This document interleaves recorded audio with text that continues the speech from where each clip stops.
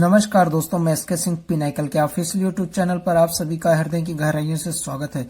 दोस्तों, हम लोग कैलेंडर की ऑलरेडी 4-5 वीडियो अपलोड कर दिया है। दोस्तों, आज हम लोग कैलेंडर के अगले पार्ट पर बात करेंगे। यहाँ पे इस टाइप के क्वेश्चन की बात करेंगे। कैसे 1819 का कैलेंडर किस वर्ष के समान होगा। कोई वर्ष दिया जाएगा और पूछा जाएगा आपसे इस वर्ष का कैलेंडर किस वर्ष के समान होगा। दोस्तों, तो पहले हम लोग कॉन्सेप्ट सीखेंगे, फिर हम लोग इनकी शॉर्ट ट्रिक भी सीखेंगे। तो पहले हम लोग जानेंगे दोस्तों, इस टॉपिक को शुरू करने से पहले हम लोग जानेंगे 2 वर्षों के बीच विषम दिन कैसे निकालते हैं। दोस्तों, जैसे 1911 से लेके 1922 के बीच विषम दिन कितने हैं, तो दोनों वर्षों के बीच का अंतर निकालते हैं, प्लस अंतर निकालते हैं 1911 से 1922 के बीच कितने लीप वर्ष हैं, ये हम लोग जानेंगे। दोस्तों, क्लियर है।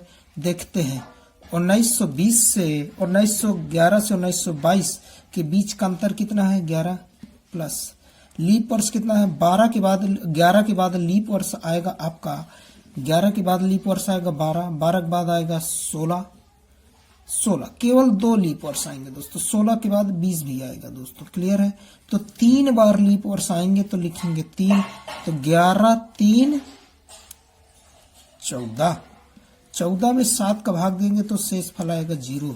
तो दोस्तों, इन दोनों वर्षों के बीच विषम दिन आपके 0 आएंगे। क्लियर है।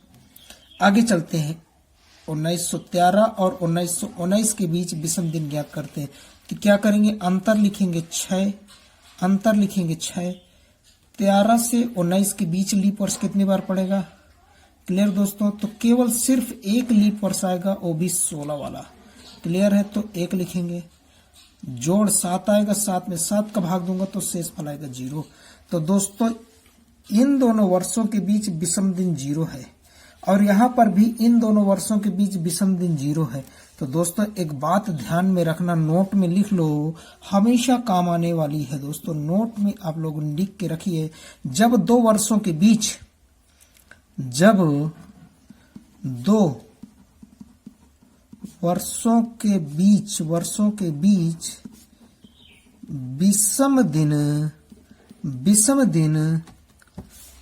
दिन 0 हो तो वे दोनों वर्ष के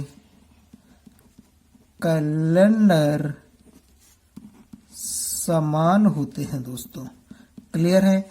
अगर 2 वर्षों के बीच विषम दिन 0 हो जाए तो आप लोग क्या समझोगे, दोनों वर्षों के कैलेंडर समान है। समान कैलेंडर का मतलब क्या है दोस्तों, 1911 में 1 तारीख को सोमवार था, तो यहाँ पर भी 1922 में भी 1 तारीख को सोमवार होगा। जैसे 1911 में 26 तारीख को सोमवार था, तो यहाँ पर भी 26 तारीख को सोमवार होगा। क्लियर है दोस्तों। ये कॉन्सेप्ट आप समझ चुके हैं। अगर आपसे कभी भी पूछा जाए 2 वर्षों के बीच आपको चेक करके बताना है कैलेंडर समान है कि नहीं, तो आपको सीधे क्या चेक करना है, दोनों वर्षों के बीच का विषम दिन अगर 0 आ जाए तो आप लोग समझिएगा ये वर्ष के कैलेंडर समान होंगे। क्लियर है। चलते हैं, आगे चलते हैं। एक बात और देखते हैं। हमेशा साधारण वर्ष का कैलेंडर साधारण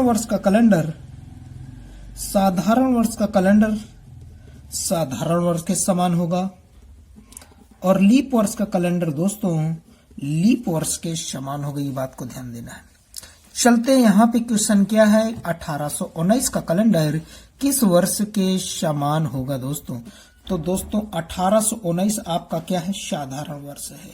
तो साधारण वर्ष का कैलेंडर साधारण वर्ष के समान होगा। तो यहाँ पे 1928 लीप वर्ष है, तो ये साधारण वर्ष है। तो 1819 का कैलेंडर यहाँ पर भी 19 बना लीजिए, कोई दिक्कत नहीं, क्योंकि क्वेश्चन हमारा फिर नहीं सॉल्व हो पाएगा।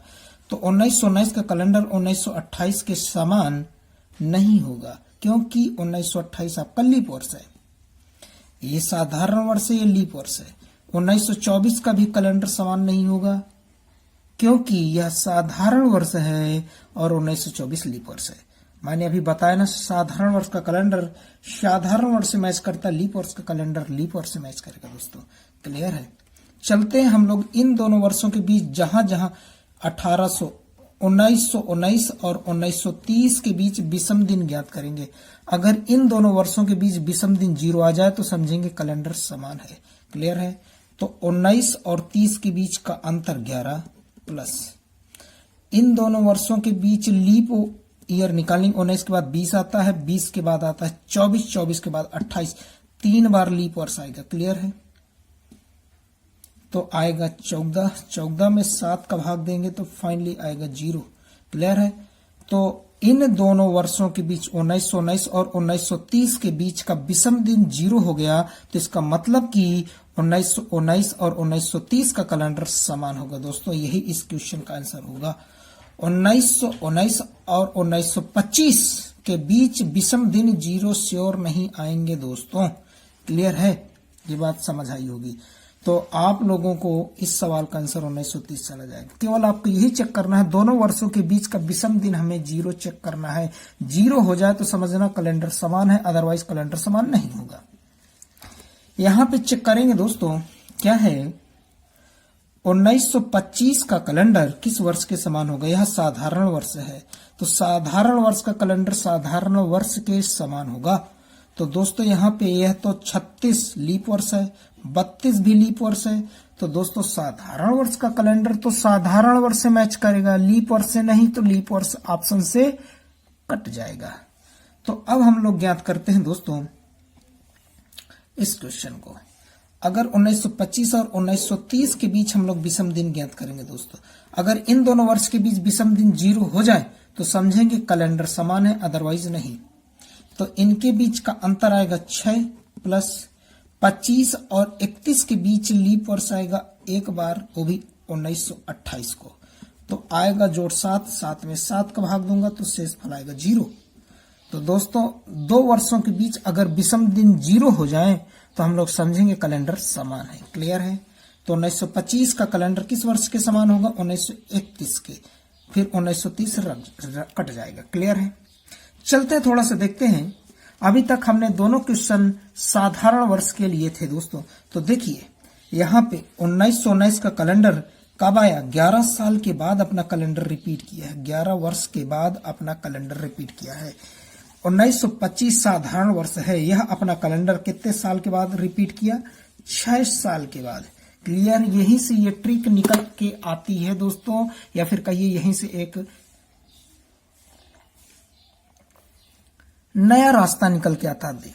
देखिए ध्यान से, यहाँ पे साधारण वर्ष का कैलेंडर 11 साल के बाद आया है, यहाँ पे साधारण वर्ष का कैलेंडर 6 साल के बाद आया।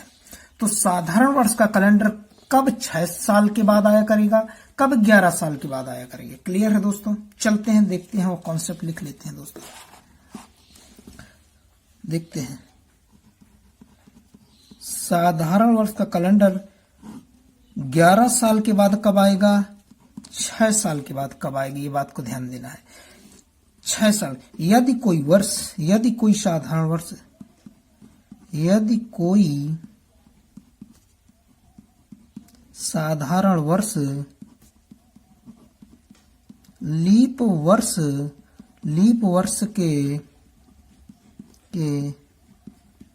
तुरंत बाद, लीप वर्ष के तुरंत बाद आता है तो वह अपना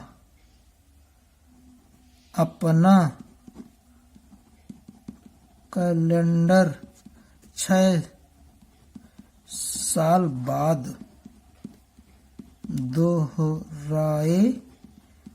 क्लियर है। यदि कोई साधारण वर्ष लीप वर्ष के तुरंत बाद आता है तो वह अपना कैलेंडर 6 साल के बाद दोहराएगा। दोस्तों यहां देख सकते हो 1925 है, 1925 24 के तुरंत बाद है। 1924 आपका लीप वर्ष होता है, लीप वर्ष के तुरंत बाद यह आया है। लीप वर्ष के तुरंत बाद आने वाला वर्ष अपना कैलेंडर 6 साल के बाद दोहराता है, ये देख लीजिए। श्योर है। क्लियर। और आगे देखते हैं दोस्तों। बाकी नहीं तो सभी साधारण वर्ष 11 वर्ष के बाद दोहराते हैं। क्लियर है दोस्तों, ये है एक छोटा से कॉन्सेप्ट या ट्रिक। तो यहाँ पे देखिए, यहाँ लीप वर्ष के तुरंत बाद नहीं आया, 1919 लीप वर्ष के तुरंत बाद नहीं आया है, तो इसलिए 11 साल के बाद रिपीट किया है। अगर कोई साधारण वर्ष लीप वर्ष के तुरंत बाद आता है तो वह अपना कैलेंडर 6 साल के बाद रिपीट करता है दोस्तों। और अपनी क्लियरिटी रखने के लिए दोस्तों आइए और कुछ क्वेश्चन समझते हैं। जैसे मैं कहता हूं 1917 अपना कैलेंडर कब दोहराएगा दोस्तों? चूंकि 16 लीप वर्ष के तुरंत बाद आया है तो अपना कैलेंडर 6 साल के बाद दोहराएगा। जैसे 1927 है तो यह अपना कैलेंडर कब कितने साल बाद दोहराएगा? 11 साल के बाद दोहराएगा। क्लियर है दोस्तों, चूंकि यहाँ कोई लीप वर्ष के तुरंत बाद नहीं आया है दोस्तों। क्लियर है, तो आप समझ रहे होंगे। जैसे और लिखता हूं 1925, यह अपना कैलेंडर 6 साल के बाद दोहराएगा चूंकि लीप वर्ष के तुरंत बाद आया है। जैसे मैं लिख रहा हूं 1926, तो यह कैलेंडर कितने साल के बाद दोहराएगा? अपना 11 साल के बाद, चूंकि यह लीप वर्ष के तुरंत बाद नहीं आया। तो आप लोग समझ चुके होंगे कौन सा साधारण वर्ष 6 साल के बाद दोहराएगा, कौन सा साधारण वर्ष 11 साल के बाद दोहराएगा। आइए चलते हैं, क्वेश्चन लेते हैं लीप वर्ष का दोस्तों। यहाँ पे क्या है दोस्तों? 1912 किस वर्ष के समान होगा? यह आपका लीप वर्ष है। लीप वर्ष है तो लीप वर्ष का कैलेंडर लीप वर्ष से मैच करेगा। तो यहाँ पे ऑप्शन में जितने भी साधारण वर्ष होंगे वह सब कट जाएंगे, क्योंकि लीप वर्ष का कैलेंडर लीप वर्ष से मैच करता है और साधारण वर्ष का कैलेंडर सदैव साधारण वर्ष से मैच करता है दोस्तों। चलते हैं, तो लीप वर्ष में क्या होता है दोस्तों? लीप वर्ष में लीप वर्ष का कैलेंडर अपना कैलेंडर हमेशा 28 वर्ष के बाद दोहराता है दोस्तों। जैसे 1912 में 28 जोड़ेंगे तो आएगा 1940, तो 1912 का कैलेंडर 1940 के समान होगा दोस्तों। श्योर है, क्लियर है। लीप वर्ष अपना कैलेंडर 28 साल के बाद सदैव दोहराता है और साधारण वर्ष कभी कभी 6 साल के बाद, कभी कभी 11 साल के बाद दोहराता है। 11 साल के बाद 6 साल के बाद कब दोहराता है? यदि कोई साधारण वर्ष लीप वर्ष के तुरंत बाद आया है तो 6 साल बाद दोहराएगा, नहीं तो सभी साधारण 11 साल के बाद दोहराते हैं दोस्तों। उम्मीद करता हूं दोस्तों ये बातें आपको समझ आई। अगली वीडियो में हम लोग नए टॉपिक के साथ पुनः मिलेंगे, तब तक के लिए थैंक यू।